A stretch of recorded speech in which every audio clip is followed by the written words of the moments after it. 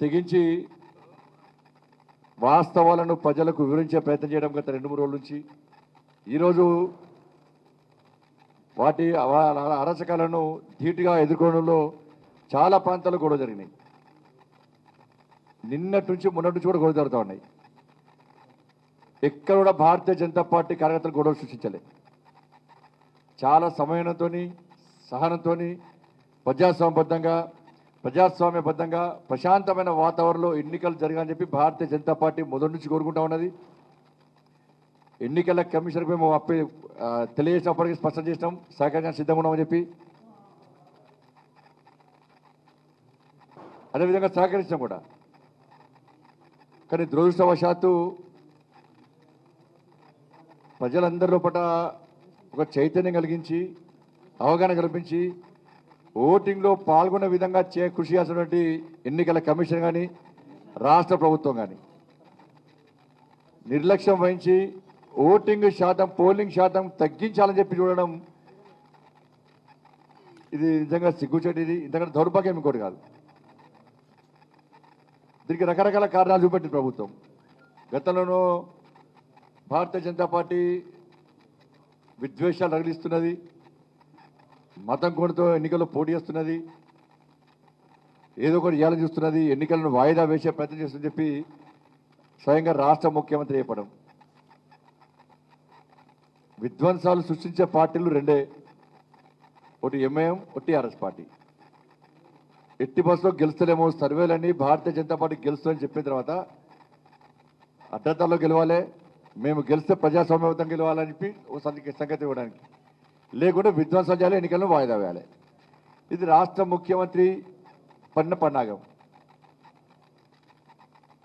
ఏదో ఇవ్వాలనుకున్న రాష్ట్ర ముఖ్యమంత్రి ఏం కాలే, చివరికి ఓటింగ్ పర్సెంట్ తగ్గించాడు, ప్రజల ఓటింగ్లో పాల్గొనకుండా చేసాడు, కోట్ల రూపాయలను వెదజల్లాడు, లోడ్ల మద్యాన్ని సరఫరా చేసాడు, భయభ్రాంతులకు గురి చేశాడు. అందుకే ఎన్నికల కమిషన్కి హ్యాట్స్ ఆఫ్ చెప్తున్నాం. మేము ముఖ్యమంత్రి డైరెక్షన్లో ఓటింగ్ పర్సెంట్ తగ్గించి ముఖ్యమంత్రి మడుగులొత్తి ప్రజాస్వామ్యాన్ని కూని చేసినటువంటి ఎన్నికల కమిషన్కు రాష్ట్ర Bharatiya Janata party hats off చెప్తా ఉన్నది. ఇంత ఘోరమైనటువంటి పరిస్థితి ప్రజాస్వామ్య దేశంలో భారతదేశం జరగలేదు. మన బీహార్ ఎన్నికలు జరిగినాయి. బీహార్లో గతంలో ఏం జరిగేది, ఈసారి ఏం జరిగింది తెలుసు. ఒక్క చిన్న సంఘటన జరగలేదు. నామకే వాస్తా మాత్రమే ఎన్నికల కమిషన్ మొదటి నుంచి కూడా ప్లాన్ ప్రకారం చేస్తున్నారు.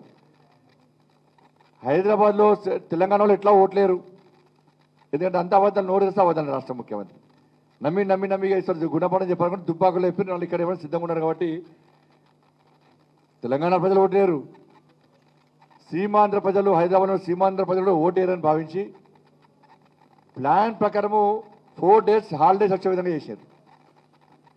దీనికి తోడు బస్సులు నడిపారు. మళ్ళా అసలు వాస్తవానికి ఏం ప్లాన్ చేశారంటే సంక్రాంతి సందర్భంగా ఎన్నికలు జరపాలి, సీమాంధ్ర ప్రజలకు సంక్రాంతి ముఖ్యమైన పని కాబట్టి వాళ్ళందరూ వెళ్ళిపోతారు, తెలంగాణ ప్రజలు వాళ్ళకి వెళ్ళిపోతారు, ఉన్న ఓట్లను కొనుగోలు చేయాలి, కొనాలి, మద్యం వంచాలి, గెలవాలని ప్రయత్నం చేశాడు. మరి దుబ్బాక ఎన్నిక తర్వాత ఆయన ఉన్న అడ్రస్ వెళ్ళేది ఉన్న 1-2 సీట్లు కూడా రావు, మాకు ఇబ్బంది అయితే భావించి 4 రోజులు హాలిడేస్ వెయిట్ చూసి ముఖ్యమంత్రి దాంతోపాటు ఓవైసీ, ఎన్నికల కమిషనర్, డీజీపీలు నలుగురు కూర్చొని ప్లాన్ చేసేది. దీనికి వీళ్ళంతా మేధావులు. కొంతమంది మొత్తం ప్రజాస్వామ్యాన్ని అపహాసం చేసినటువంటి మేధావులు కొంతమంది ఉన్నారు తెలంగాణ రాష్ట్రంలో. వాళ్ళందరూ ముఖ్యమంత్రికి అండాదండంగా ఉంటారు అప్పుడప్పుడు. వీళ్ళందరూ కలిసి ప్లాన్ ప్రకారము 4 days హాలిడేస్ అవ్వడము, ఏదో వాళ్ళు పంపించే ప్రయత్నం చేయడము, బస్సులు నడిపే ప్రయత్నం చేయడము, ప్లాన్ ప్రకారం మొదటి నుంచి వీళ్ళ టీఆర్ఎస్ పార్టీకి అనుకూలంగా చేస్తూ రావడం జరిగింది. దాంతోపాటు గవర్నమెంట్ టీచర్ డ్యూటీ వేయలే, ఎందుకంటే టీచర్లే ఓడగొడతారని భయం. టీచర్స్ ప్రచారం చేస్తారా, టీచర్స్ ఓట్లు వేస్తారా, నమ్మకం లేదు టీచర్ల మీద. గవర్నమెంట్ ప్రభుత్వ ఉపాధ్యాయులు నమ్మకం లేదు ముఖ్యమంత్రి. ఎందుకు నమ్మకం లేదు అర్థమైతే నాకు. అప్పుడో మంచోళ్ళు, ఇప్పుడు మంచోళ్ళు కాదు. అందుకని పేరుతో పెళ్లి కొడతాడు, లేకుండా సాగు కొడతాడు. ఇవాళ 30% డ్యూటీ వేసినటువంటి సిబ్బంది రాలేదు. అనుభవం లేని వ్యక్తులను వాళ్ళ డ్యూటీ వేయడము, వాళ్ళకు అనుకూలమైన వ్యక్తులకు డ్యూటీ వేయడము, దానివల్ల అనేక ప్రాంతాల్లో ఇబ్బందులు వచ్చినాయి. పోస్టల్ బ్యాలెట్ ప్రింటింగ్ విషయంలో అవకతవకలే. అసలు రాష్ట్ర ఎన్నికల ఎంత ఆశ్చర్యం అంటే సిపిఐ గుర్తు సిపిఎం గుర్తు కూడా ఎన్నికల కమిషన్ తెలియదు. అంటే ఇంత అవగాహన లేనిటువంటి వ్యక్తిని తీసుకొచ్చి అలా ఎన్నికల కమిషన్ చేస్తే ఏం లేదు, ఆయనకు అవగాహన లేని ముఖ్యమంత్రి తెలుసు. ఆయన అడుగుతాను చెప్పిన కాడ రబ్బర్ స్టాంప్ వేయాలి, సంతకం పెట్టాలి. ఇవాళ మేము ఫోన్ చేస్తే ఫిర్యాదు చేస్తే స్పందించిన ఎన్నికల కమిషను అబ్జర్వర్ చెప్పండి అంటున్నాడు. అంటే ఎంత దిగజారి వాళ్ళ విధులు నిర్వహిస్తున్నాయని అంటే అంత ఘోరమైన పరిస్థితి.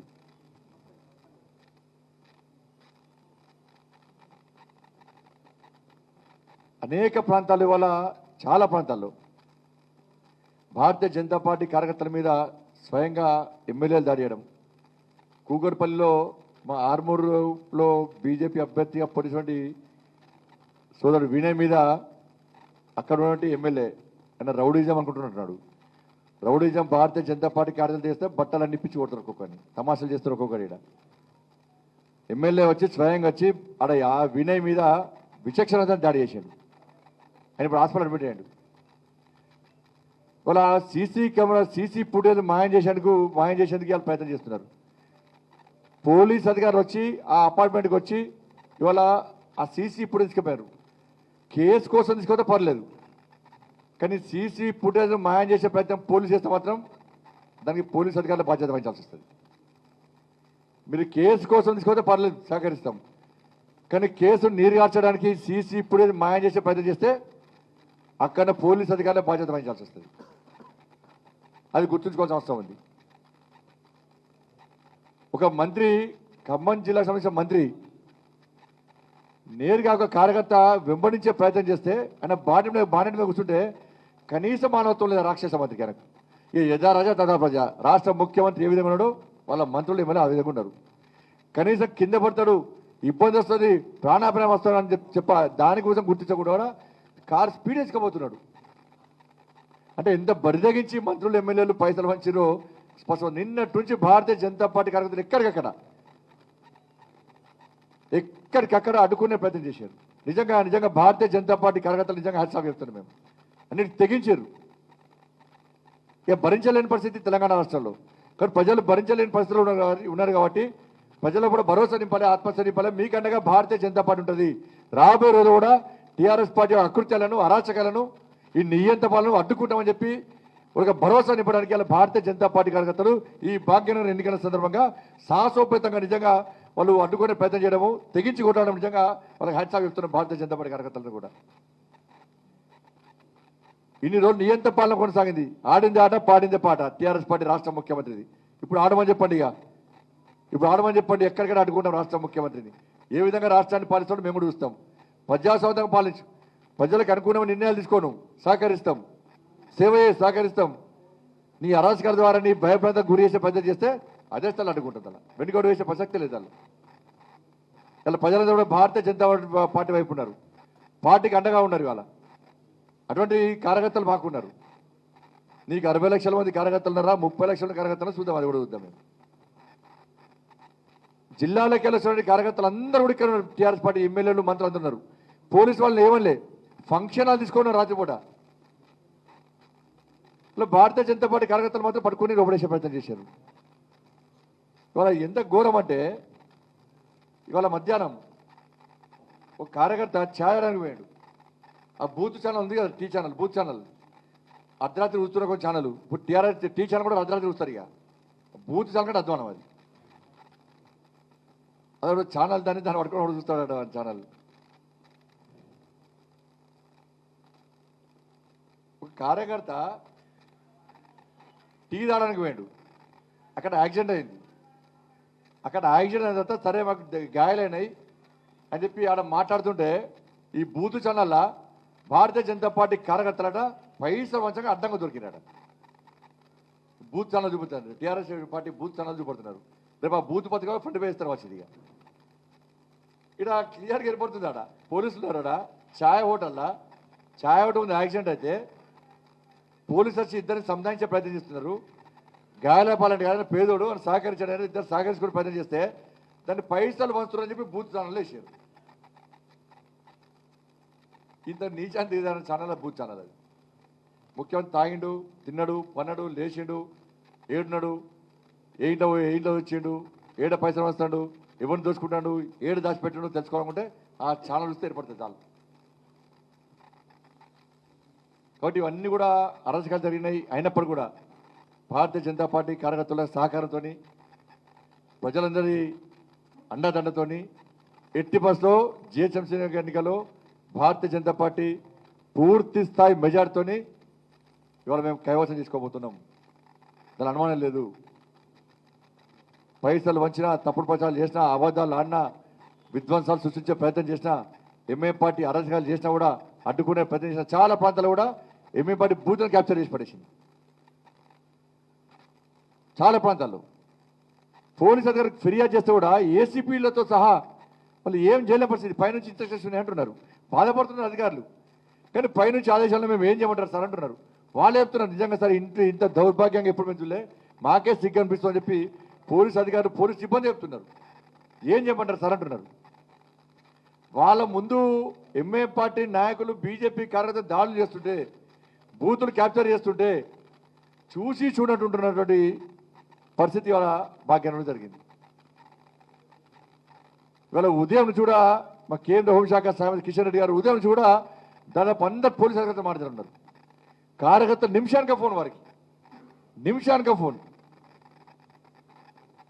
అంటే ఇంత అరాచకం తెలంగాణ రాష్ట్రం జరుగుతుండే ఇలా చూసిన ప్రజలందరూ కూడా. ఇలా భాగ్యనగర్లో జిహెచ్ఎంసీ ఎన్నికల సందర్భంగా టీఆర్ఎస్ పార్టీ ఇండోలో ఏ విధంగా అడ్డదారిలో గెలిచింది, ఏ విధంగా తప్పుడు పద్ధతితో గెలిచింది, అబద్ధాలతో గెలిచింది, విధ్వంసాలతో గెలిచింది, అధికార యంత్రాంగాన్ని గుప్పిట్లో పెట్టుకొని గెలిచింది, ప్రజాస్వామ్యాన్ని కూని చేసి గెలిచిందో వాళ్ళు జిహెచ్ఎంసీ ఎన్నికల సందర్భంగా ప్రజలకు భారతీయ జనతా పార్టీ వివరించే ప్రయత్నం వివరించింది. ఇలా ప్రభుత్వం యొక్క అరాచకాన్ని ఇలా ప్రజలు గుర్తించారు. కానీ ఎన్నికల వ్యవస్థనే నాశనం చేసినటువంటి, అపాసించినటువంటి ఎన్నికల కమిషన్ చర్యలు తీసుకోవాలి. ఫస్ట్ పోలీస్ అధికార యంత్రాంగాన్ని శాంతి భద్రత కోసం కాకుండా టీఆర్ఎస్ పార్టీ యొక్క పైసలు వంచడానికి ఉపయోగించిన డీజీపీ గారిని యాక్షన్ తీసుకోవాలి. ఫస్ట్ ఒక్కసారి కింది దిగిరండి. మీ సిబ్బంది మీ పట్ల ఏ విధంగా ఉన్నారో, ఏ ఆలోచన ఉన్నారో ఒక్కసారి అధికారులు గుర్తుంచుకోవాలి. మరి శాంతి భద్రత సమస్య మీ ద్వారా వచ్చిందా, మా ద్వారా వచ్చిందా? హైదరాబాద్లో శాంతి భద్రత సమస్య మేము సృష్టించినామా, మీరు సృష్టించారా? ఎక్కడన్నా భారతీయ జనతా పార్టీ కార్యకర్తలు ఇలా శాంతి భద్రత సమస్య సృష్టించారు చెప్పండి ఎక్కడైనా? ఏడమైనా ప్రజాస్వామ్యంగా ఫిర్యాదు చేస్తున్నాం మేము, కానీ ఉల్టా కేసులు మా మేమైనాయి. తప్పకుండా అడ్డుకుంటాం, అడ్డుకొని తిడతాం. ఇప్పటికైనా అధికారులు కళ్ళు తెలవాలి, రాష్ట్ర ప్రభుత్వం దిగి రావాలి. ప్రజాస్వామ్యాన్ని అపాసం చేయకండి, ప్రజాస్వామ్యంగా రాష్ట్రాన్ని పాలించండి. ముఖ్యమంత్రి గడ్డి నుంచి బయటికి రావాలి, ప్రజల పట్ల తిరగాలి. ఇప్పటికైనా అవకాశం ఉంది, దాని అవకాశం వినియోగించుకోండి. మేము దేనికో వ్యతిరేకం కాదు, ప్రజాస్వామ్యంగా పాలించి ప్రజలకు అనుగుణంగా పాలిస్తే మేము సహకరిస్తాం, దాని ఇబ్బంది లేదు. దానికి వ్యతిరేకం చేస్తే పక్కా అడ్డగిస్తాం. కాబట్టి మరొకసారి అందరికీ కృతజ్ఞత తెలియజేస్తూ ఇప్పుడు జాతీయ ఉపాధ్యక్షురాలు శ్రీమతి బీకే అరుణ గారిని మాట్లాడాల్సిందిగా కోరుతా ఉన్నాను. హాయ్ ఫ్రెండ్స్, మా టుడే టుమారో యూట్యూబ్ ఛానల్ చూస్తున్నందుకు చాలా థ్యాంక్స్. మరిన్ని లేటెస్ట్ వీడియోస్ కోసం వెంటనే సబ్స్క్రైబ్ చేయండి. అలాగే ఈ బెల్ ని కూడా రింగ్ చేసేయండి. మా నోటిఫికేషన్స్ అన్ని మీ మొబైల్లో వస్తాయి. అలాగే మా వీడియోస్ మీకు నచ్చితే లైక్ చేయండి, షేర్ చేయండి, నచ్చకపోతే కామెంట్ చేయండి.